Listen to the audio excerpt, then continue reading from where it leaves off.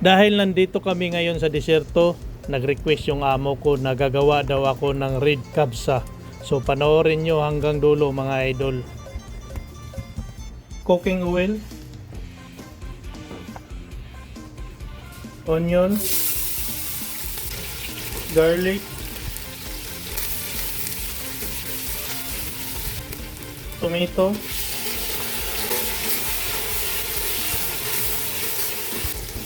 salt, whole black pepper, chicken cubes, dry lemon, cinnamon stick, star anise, cardamom seeds, cloves,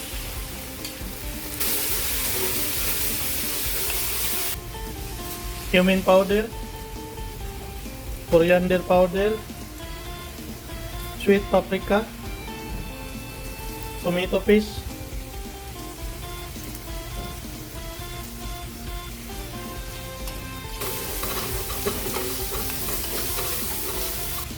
chicken,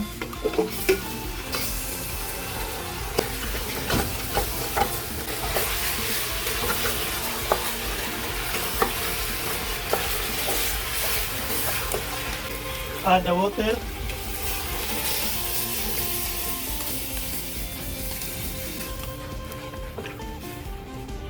cover, cook the chicken 1 hour. Nandito kami ngayon sa desierto mga idol. Ito yung ganap namin mga idol.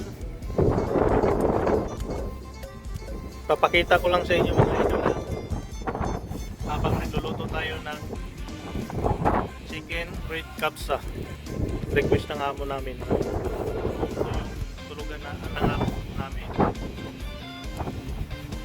Mahangin ngayon mga idol, tapos mainit na. Ayan.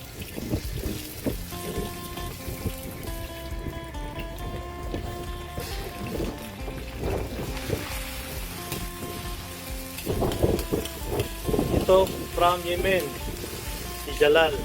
Fine, alhamdulillah. Good. Ito yung ganap namin ngayon mga idol. Dito kami sa desierto. So, kahit mataas yung video natin mga idol, sana mapanood nyo mga idol. Nang skip mga idol.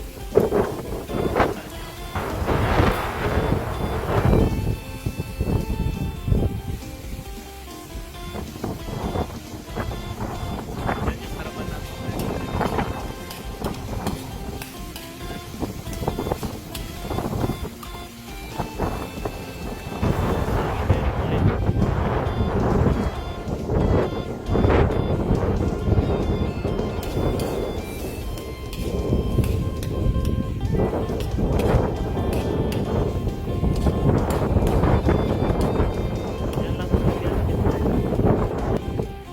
Tapos dito mga idol, sa kabila to mga idol ha.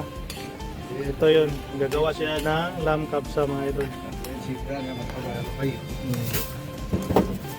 Ito yung kitchen niya mga idol, yan. Yan si Chef Ahmad, gumagawa ng lamb kabsa. So ang papakainin namin mga idol, mga 30 katao mga idol, darating. Mga special guests. Yan lang mga idol. Si Chef Ahmad from Yemen. Thank you. Ayan. Keep that. After 1 hour, pwede na natin ilagay ang ating basmati rice mga idol. Ang ating basmati rice mga idol, nakababad to ng 1 oras mga idol sa tubig. So ilagay na natin ang basmati rice.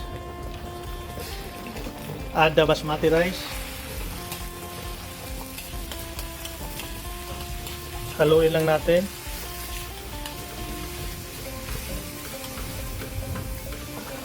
Green chili.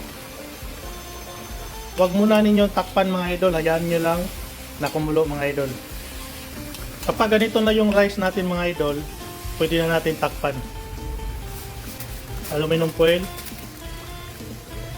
Takpan natin. Tapos pahinaan natin yung apoy, lutuin natin yung rice 15 to 20 minutes mga idol.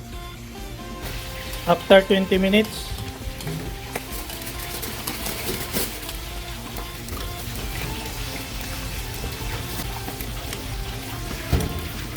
Ready to serve na ang ating red kabsa.